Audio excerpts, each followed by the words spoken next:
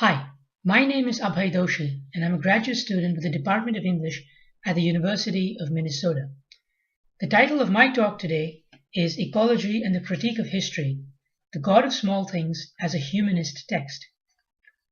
At the crux of Arundhati Roy's The God of Small Things is a critique of history, a term that in her use signifies the full range of oppressive forces, including patriarchy, class exploitation, casteism, colonialism, and anthropocentric assaults on nature. Critics have argued that in opposition to history, Roy advances a radical ecology that dismantles the privileged position of the human over the non-human. While acknowledging the profound ecological sensitivity of the novel's narrative, my paper will argue instead that the radical potential of her ecological vision can only be grasped by retaining an emphasis on certain core humanistic ideals. Before I proceed, I shall provide a brief plot summary. The story works through two timelines that unfold simultaneously. The first, set in the 1960s, explores the childhood of two twins, Rahel and Esther. Set in the village Ayamenem, in the state of Kerala in India, the twins grow up as outsiders to the Syrian Christian community, given that their mother, Ammu, marries and divorces a Bengali Hindu. Ammu's widowed mother is known as Mamachi, and her father was known as Papachi. Her aunt, Baby Kochima, remains unmarried and bitter over her unreciprocated love for a man, Father Mulligan. Ammu's brother, Shako, runs the family's pickle factory and, like Ammu, is married and divorced. His ex-wife, Margaret, is British, and together they have a daughter named Sophie Mole, Mole as in child. Ammu has an illicit affair with a man named Velutha, who is an employee at their factory, a member of an untouchable caste, and a communist. The fallout of the affair results in the twins running away from home to punish their mother for being rude to them when she is found out. However, Sophie Mole, who insists on joining them, drowns during the course of their attempted escape. A false case accusing Velutha of raping Ammu is registered against him by the scheming Baby Kochima to punish him for his transgression, culminating in his arrest and subsequent death at the police station. Later, the twins are also coerced into stating that Velutha attempted to kidnap them when Baby Kochima's plan is in danger of backfiring. Comrade Pillai, a local communist leader, betrays Velutha by refusing to support him, but later seizes the opportunity to speak on his behalf after his death. When Ammu reveals the truth of her affair with Velutha, the twins are separated, with Esther being sent to live with his father, and Ammu is exiled from Ayamenem. The second timeline, set in the 1990s, the time when globalization has invaded Ayamenem, deals with Esther's return to the village and culminates in an incestuous affair between him and his twin sister. By this point in the novel, Ammu is already dead. Critics have noted that the novel places great emphasis on the experiences of the non-human, and as such evinces a profoundly anti-anthropocentric worldview. Arthi Vadde, for instance, has argued that against the logic of human ascendancy over the non-human, which is found in characters like Baby Kochima, who manages a garden, and Papachi, who was an entomologist, Roy posits a third space of subjectivity formation, which Vadde refers to as the backwater sphere.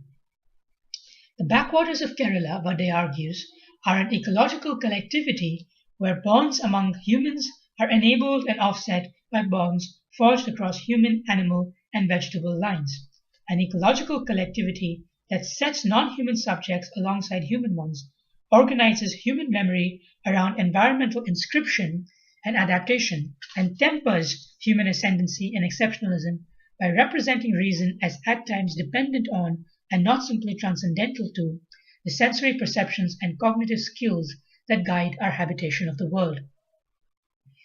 Vadde explains that in the novel, the twins are the characters who are socialized in the backwater sphere of Kerala, which gives them markedly different values from Baby Kochima and Papachi, in that they learn to let that world speak, while their human silence conveys humility, making their ecological literacy part of a larger acknowledgement of interdependence between the human and non-human world.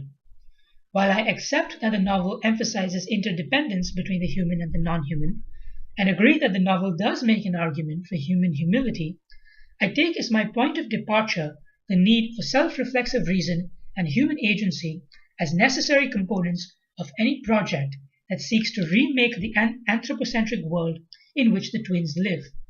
In his philosophy of right, Hegel distinguishes natural laws from the laws of right, arguing that while the former are simply there and valid as they stand, with the latter the spirit of reflection comes into play. The diversity of these laws tells us that they are not absolute, and through the spirit of reflection we come to see that the laws of right are laid down and derived from human beings. A little further in the text, Hegel links thought to freedom, arguing that the will, which is necessarily constituted by freedom, is thinking translating itself into existence. This capacity for thought, Hegel asserts, is what distinguishes the human from the animal. The human in this Hegelian tradition can therefore be conceptualized as the entity that has the ability to critically grasp that which it has made, or the laws of right, and remake it, thereby realizing freedom. This kind of humanism that emphasizes self-reflexive reason and human agency is not necessarily equivalent to the logic of human ascendancy, which the novel certainly rejects. The novel instead makes an implicit demand for the kind of humanism that I have outlined as necessary to undo the logic of ascendancy, itself a component of history, something that human beings themselves have made and are unable to realize as such. Notably, Roy writes that the love laws, a phrase that she sometimes uses synonymously with history, lay down who should be loved and how much. Her choice of the phrase lay down is the same as that which is employed by Hegel in his characterization of the laws of right, suggesting what is in most likelihood an unintentional yet deeply significant similarity in thought process. The love laws, which are a crucial component of history, are products of human thought and action, just as the laws of right are for Hegel. To be free, then, necessarily demands that we come to reflect upon these laws and remake them. The twins, while embodying an anti-anthropocentric ecological consciousness, remain vulnerable to the violence of the anthropocentric world, because such a critical consciousness is not fully developed in them. Readers are informed early in the novel that while Rahel and Esther never looked alike, the confusion over who is who and which is which lay in a deeper, more secret place, as though they were a rare breed of Siamese twins, physically separate but with joint identities. The twins as children are not discrete individuals sealed off from other individuals and their environment, but are held together in a unified subjectivity, the same intersubjectivity that allows them to forge close links to the non-human environment, an argument that is made by Elisha Cohn. The novel therefore subverts the Bildungsroman tradition. Rather than coming of age, the twins already possess in their childhood a maturity through their intersubjectivity that the grown-up characters such as Baby Kochuma and Papachi lack. By the second timeline, in the aftermath of all the violence that the twins have suffered, we see, however, that this intersubjectivity between them is destroyed, and the ecological backwaters to which they are intimately connected are also under assault. At this point in the novel, Esther has been re-returned, and the twins have now lost their joint identities. Rather than realizing human maturity, as is usually the case in the Bildungsroman tradition, their maturity is destroyed, suggesting not cause for celebration, but lament. Roy subverts the rhetoric of demoting the human through her presentation of Chaco, who is a deeply complex character, openly hypocritical, yet earnest in his love for his daughter, genial but frequently nasty, and ultimately a violent bully, progressive yet conniving. Chaco says that history is like an old house at night, which contains the whispering of ancestors. To know one's history, Chaco asserts, is to go inside the history house, listen to those whispers, to look at the books and pictures on the walls, and smell the smells. Chaco insists, however, that we cannot go in because we have been locked out, and that when we look in through the windows, all we see are shadows. He also tells the twins of the Earth Woman, by making them imagine that the Earth, 4,600 million years old, was a 46-year-old woman, explaining to them that human civilization as we know it began only 2 hours ago in the Earth woman's life. Chaco remarks that this realization is awe-inspiring and humbling, and then adds that all of contemporary history with its literature and philosophy, and all of their lives will be nothing more than a twinkle in the eyes of the Earth woman. These extended metaphors, rendered by Chaco in what is called his speaking aloud voice, lend a melancholic character to the experience of being unable to fully know one's history, a melancholia that celebrates the trauma of this experience into poetic beauty, that substitutes struggle for acceptance of one's own insignificance. By associating this process of sublimation with Chaco, an unreliable and contradictory character, we can infer that Roy herself refuses to accept the state of being locked out of the history house as an eternal condition. She presents the twins as a foil to Chaco's grandiose claims about the history house, for on hearing Chaco, the twins imagine not the metaphorical history house, but the actual house of a dead pedophilic Englishman. This is the house in which the twins will witness Valuta being killed by the touchable policeman, a scene that will haunt them forever. While Chaco poeticizes the violence of not knowing one's own history, the twins will actually have to suffer it. The notion that they are merely a twinkle in the eyes of the Earth woman offers them no comfort. The experience of the twins punctures the rhetoric of Chaco, suggesting that the implicit demand of the narrative is that we do enter the history house, despite Chaco's assertion that we cannot. Alicia Cohn argues that the critical consciousness lacking in the twins is found, at least to some extent, in the third-person narrator. The extra-diegetic narrator understands history's machinations in ways that the twins cannot, and the description of Veluta's murder is therefore accompanied by commentary. The narrator likens the beating of Veluta to opening a tap or cracking an egg to make an omelette, to reveal the mechanical precision of the police's actions. The narrator informs readers that the police acted with economy, not frenzy, because they were not battling an epidemic, merely inoculating the community against a larger outbreak. This emphasis on the clinical and impersonal nature of the killing is linked to the narrator's insight that the police were merely history's henchmen sent to do its bidding, a realization that the twins themselves are too young to understand. The policemen, the narrator informs us, were driven by feelings that were primal, yet paradoxically wholly impersonal,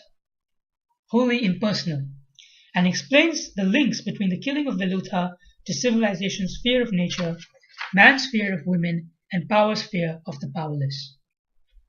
The third-person narrator therefore has a much deeper understanding of what is going on in this scene than either the twins, who can only watch in horror, or the police, who can only carry out history's bidding. Roy therefore uses the third-person narrator to help readers recognize the killing of Veluta as a synecdoche for all of civilizations, or history's violence.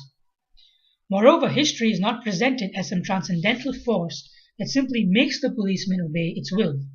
By writing that the feelings are primal, yet paradoxically wholly impersonal, Roy makes it clear that history's violence has its basis in human beings themselves.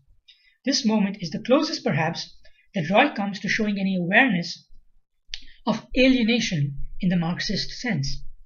Our own primal feelings have become a foreign force to which both perpetrators and victims are subject. Even Comrade Pillai and Inspector Matthew, the inspector who registers the false case against Veluta, don't know how the world works. Even though they are the ones who work it, they are likened simply to parts of a machine. Knowing these primal impulses and grasping how they become this alienated, all-encompassing force of history requires self-knowledge and understanding of the kind that I have been arguing is lacking among characters in the novel. Moreover, by referring to these as primal impulses, Roy also undoes the civilization-nature dichotomy, suggesting that simple solidarity between the human and the non-human is insufficient for any radical project.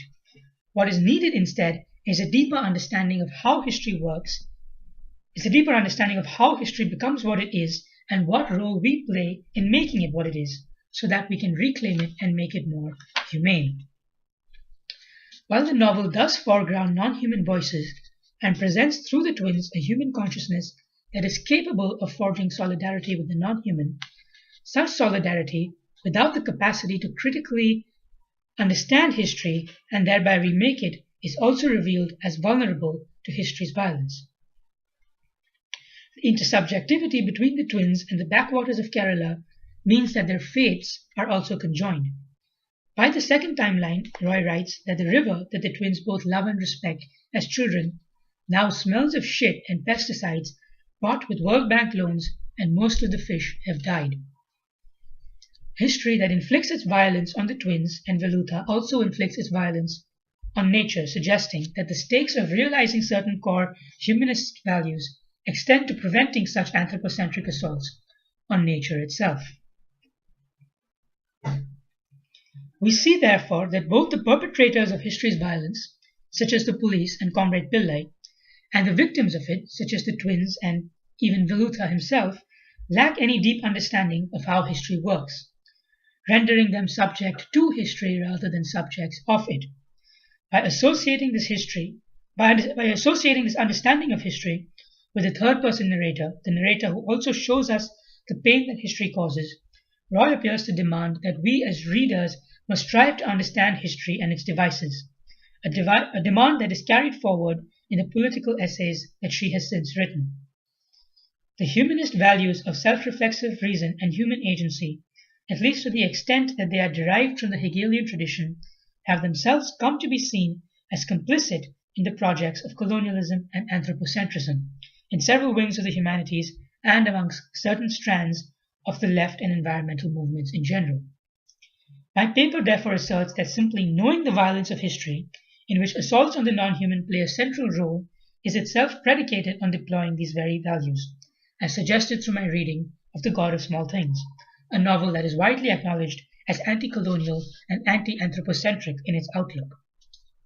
While these humanist values do still retain a certain human-non-human distinction, as the non-human lacks the capacity to become the subject of its own laws, the challenge of our times becomes to retain that distinction without relapsing into a violent hierarchy.